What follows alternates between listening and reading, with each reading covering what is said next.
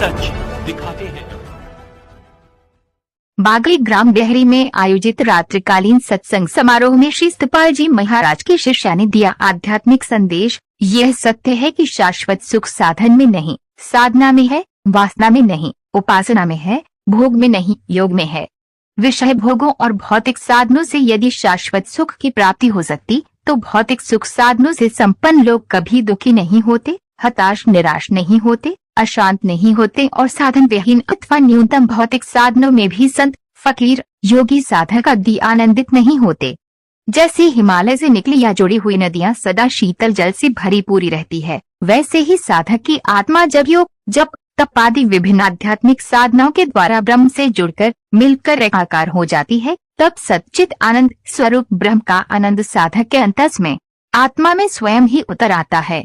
ये आध्यात्मिक संदेश ग्राम डेहरी में मानव उत्थान सेवा समिति के सक्रिय प्रचारक समाज सेवी धन सिंह भूसारिया की मां श्यामूबाई की स्मृति में आयोजित रात्रिकालीन सत्संग समारोह में श्री सतपाल जी महाराज की शिष्या शारदाबाई जी ने व्यक्त किए। साध्वी जी ने भजन तूने हीरा सा जन्म गवाया, भजन बिना बावरे प्रस्तुत करते हुए कहा, भौतिक सुख, इंद्रियजन्य सुख, भोगजन्य सुख से व्यक्ति कभी तृप्त नहीं होता। इस मौके पर उपस्थित सेविका सरिता बहन ने भी ज्ञान भक्ति वैराग्य से युक्त आत्म कल्याणकारी मधुर भजन प्रस्तुत किए।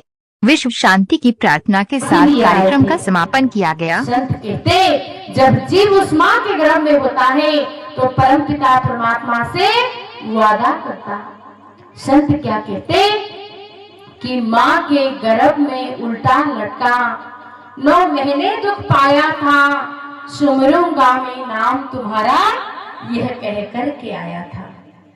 जब जीव उस माँ के गर्भ में था तो परमपिता परमात्मा से वादा किया कि मैं संसार में जाकर के आपका भजन करूंगा। और संसार में आकर के आज हम क्या क्या कर रहे हैं।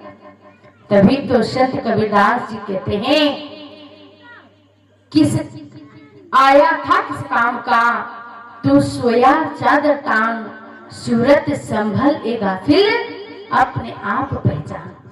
संत कबीरदास जी कहते कि तुम संसार में किस लिए आए थे और यहाँ आकर के क्या कर रहे हो। आए थे हरि भजन को और ओठन लगे कपास।